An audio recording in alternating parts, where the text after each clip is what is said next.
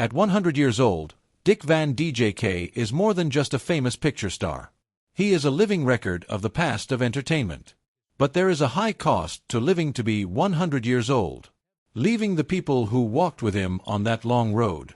Come with us as we look at the 6 deaths of famous people that struck Dick Van Dyke the most. 100 years of Van Dyke. It wasn't long ago that Dick Van Dyke was a young boy growing up in the Middle East.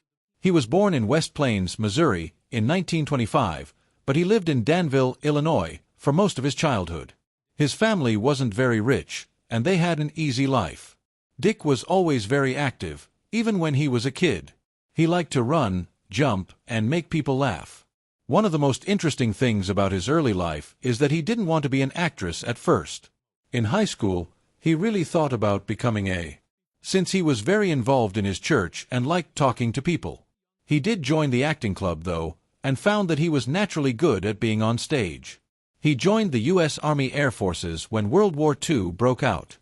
He found ways to entertain his fellow soldiers even while he was in the service. He did variety shows and worked as a radio announcer. He knew he wanted to work in this field after this experience. Fun things to do after the war was over. Dick started working in radio after the war and then moved on to TV. Things were not at all like they are now in the early days of TV. A lot of shows were close to home, and artists had to do a lot of different things.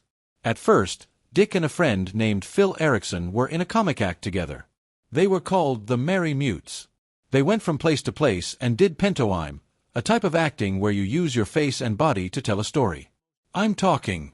This is where Dick got better at being funny with his body, like having famous rubber legs and being able to fall down without hurting himself.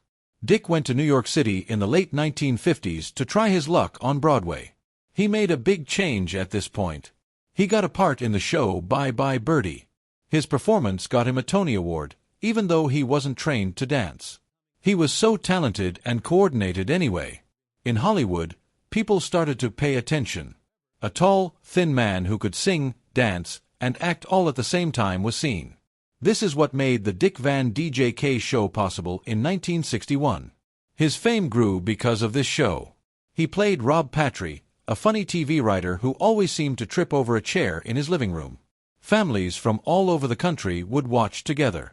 When the Dick Van Dyke Show became popular, Dick's changed jobs and went into movies. People now think that some of the movies he was in are some of the best ever. As Bert the Chimney Sweep in Mary Poppins, he danced with dancing penguins and sang about being happy. That's what most people know him for. He also played the lead role in the movie Chitty Chitty Bang Bang, which was about a magical flying car. Kids all over the world saw him as a hero because of these parts. Every person he wrote about felt like a friend, and a famous Hollywood smile became one of the things that people knew right away. Dick did not slow down as he aged. He began a new part of his work with a show called Diagnosis, Murder in the 1990s. He played a doctor who solved crimes in this show.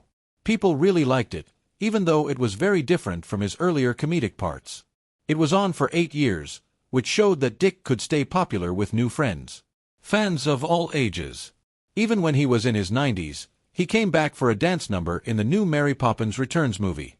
He also kept appearing in movies like Night at the Museum. Now that we know how Dick became famous, let's look at the first friend who had a big impact on his life. Mary Tyler Moore. It was really hard for the people who made the Dick Van Dyke Show to find someone to play Rob Petry's wife. They had already seen 60 different women. The show needed a woman who could be funny, beautiful, and keep up with Dick's fast-paced physical comedy. Dick Van Dyke was already chosen. It was making the chief producer, Sheldon Leonard, nervous. Then Mary Tyler Moore, who is 23 years old, walked into the room. She was mostly known at the time for dancing the Happy Hot Point in ads as an elf. She spoke in a very different way when she read the lines. Her voice had a gulp in it that made her sound nervous but also nice. In fact, Sheldon Leonard put his hand on her head and told her he had found her. Right away, Dick Van Dyke was charmed. They were 11 years apart in age, but they fit together like puzzle pieces. She didn't just stand there and look pretty, Dick saw right away. She knew when to tell a joke just as well as he did. She got the part, and afterwards she worked with him in a way that would change the history of TV. As the show went on, Rob and Laura Pitre became well-known figures. People all over the United States thought they were married because they seemed to be so naturally connected. Being real wasn't enough. Mary and Dick became very close friends. 4 years, they were together almost every day. A big part of the reason they got along so well because they both liked to dance. They both liked to move around. They didn't have to talk much to get a dance move or a physical joke. They could look at each other and know just the right time to trip, jump, or slide across the floor. The fact that they spoke the same language made their entertainment look easy. There were more than 2 players reading lines. Their group moved all together. Sync. During those years, Dick has been very honest about having a crush on Mary. He thought she was talented and unique. But they stayed close friends and treated each other with respect.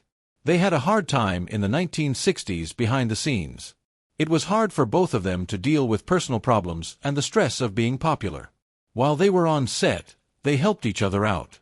If one was having a bad day or was stressed, the other would be there to cheer them up with a joke or a kind word. They really felt like a family. And that love went into millions of homes through TV screens. For most of her life, Mary Tyler Moore had type 1 diabetes. It took a lot of courage on her part, but the disease made her sick in many ways as she aged. She started to lose her sight and had other problems as well. Mary died in January 2017. She was 80 years old. The news was terrible for Dick Van Dyke. For a long time, they hadn't worked together every day, but they kept in touch and did events together over the years. He thought he had lost a real family member. He called her his work wife a lot of the time. He lost her, which meant a big part of his life story was over. No longer there. Dick spoke at her private funeral service and said some nice things about her. He didn't just talk about how famous or pretty she was. He talked about how smart and tough she was. He told everyone there that Mary was what made their show go. He said that even though he made everyone laugh, Mary's timing and kindness were what kept everything together. He was very moved as they thought back to when they danced on the soundstage. Dick saw Mary as more than just a co-star. She helped him become the famous person he is now. His eyes light up when he talks about her, and his voice sounds a little sad. This shows that their love for each other was strong enough to last a lifetime. The next person we'll look at is Carl Reiner, who created the show and became Dick's comedy brother. René Carl. The show was called Head of the Family and it aired in 1960. In fact, he wrote the lead part for himself. However, the pilot show with Carl as the lead didn't quite work out the way the producers had hoped. They liked the writing, but they thought the lead role should be played by a different type of actress. This is how Carl met Dick Van Dyke. Carl had his writing and acting were very popular, but he was also very humble. Rather than being upset that Dick was the star, he looked at Dick and saw that Dick had a unique energy. Carl chose to step back and let Dick be the star while he created and wrote the show. We saw that Carl cared more about putting on a great show than being the center of attention. This was a big moment. He planned Dick's success and made it happen. How the world of the Dick Van Dyke Show works, especially with Dick's skills. They became close when they started working together and stayed close for 60 years. They had a cool relationship because they were from different places. There is a lot of quick wit and wordplay in Jewish-style comedy, and Carl was a master of it. Dick was a master of slapstick, a type of entertainment that involves moving around and falling over funny things. They worked together to make a style that everyone liked it. They stayed best friends over the years. They got into a very regular pattern because they lived close to each other. People called these years game night years. Dick would go to Carl's house in Beverly Hills almost every night. They always ate dinner together and then watched TV or movies in the living room. They talked for hours. When they talk about humor, their families, and the world. Carl often said that Dick inspired him to write. Carl would think about Dick's face and how Dick would say the lines when he sat down to write something funny. Carl was able to be his most artistic self because of Dick. They were more than just co-workers. Since they were teenagers, they decided to spend almost every evening together for more than 50 years. He died in June 2020, when he was 98 years old. Near the end, Dick was still going to see him at home. Even though Carl was getting old and weak, they still liked spending quiet time together in the same house where they had eaten thousands of meals together. Dick was devastated when he lost Carl. You become like your best friend after 60 years of being friends with them. After Carl died, Dick said something in public that moved a lot of people. He said the world was a lot quieter without Carl's laugh. He wasn't just saying that someone had died.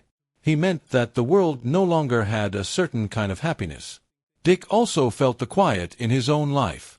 The movie marathons and dinners every night were over. Carl was more than just a boss and a writer to Dick. He knew him better than almost everyone else. Even now, Dick thinks of those 60 years as the most important time he ever spent with a partner. The next part of our story will show how Dick's friendship with Carl grew to include Rob Reiner and his wife Michelle. Rob Reiner and Michelle Reiner. Rob Reiner has been dating Dick Van Dyke for a long time, even before Rob became a famous director. The Reiner family naturally became close to Dick and Carl because they worked together every day on the Dick Van Dyke show. Linked together. Rob was a little boy when the show started, and he liked to run around the TV space a lot. Dick saw Rob grow from a kid to a young man. Dick took on a role that felt like a second father to Rob because he and Carl were like brothers. He was always a part of Rob's life. His dad knew him as a friend. They celebrated a lot of events, birthdays, and weekends are for being relaxed. When Rob saw Dick, it was like seeing any other family member. Dick was very proud to see Rob's early interest in acting and sharing stories grow on the stage where they shot their famous sitcom. Things between Dick and Rob changed in a beautiful way over the years. In the end, Rob Reiner became a huge star in his own right. First as an actor on All in the Family, and then as a popular director around the world. He wasn't just Carl's kid hanging out on the set anymore. He was on the same level as Dick. They were now both successful men in the same field, and they could talk to each other about how hard it is to be a director and how to make people laugh. The people Rob brought into his life became part of this friendship. Penny Marshall was very well known as an actress and director and Rob's first wife. Penny was what everyone in the Reiner family called her, but the ties were strong and personal in this small group. Dick was a common visitor to their home. Stars, writers, and directors would get together at the Reiner home to talk, shop, and share stories in the old Hollywood.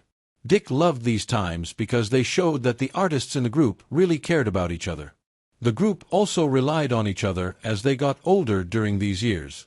They got through the tough times together, especially as the older workers who had started in the business in the 1940s and 1950s started to die. Dick and Rob were there for each other when Carl Reiner died.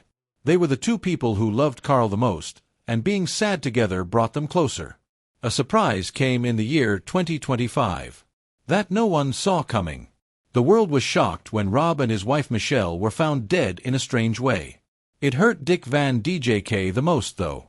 Already, Dick had said goodbye to his wife, his best friend Carl, and his co-star Mary Tyler Moore. He was almost 100 years old. It hurt him a lot to lose Rob, the boy he had seen grow up and the man who had become his peer. The sadness was heavy because the events were so out of the blue. Quite difficult. For Dick, these deaths were more than just sad for himself. They let people know that a door was finally closed. These were the people that Dick had known in Hollywood for more than 60 years and who made up his old Hollywood social group. Since Rob and Michelle were no longer there, the weekly get-togethers, the phone calls about new stories, and the talks about the early days of TV seemed to end as well. Now we'll talk about the person who helped Dick get his big break in movies and became a Walt Disney, a guide for life. Walt Disney Jr. By the beginning of the 1960s, Dick Van Dyke was well known thanks to his TV show. Walt Disney was one of the people who watched him at home. Walt was looking for someone to play Bert the Chimney Sweep in Mary Poppins, his big new movie. He liked how energetic Dick was and how he could be funny with his body without looking like he was trying too hard. Walt, in person, tried to get Dick to play the part. Dick had a special request when they got together to talk about the movie. He had seen the part of Mr. Doss Sr., the very old and cranky banker, in the script. Dick also really wanted to play that part. He had to beg Walt to let him do it, even though he was young and fit at the time. At first, Walt wasn't sure.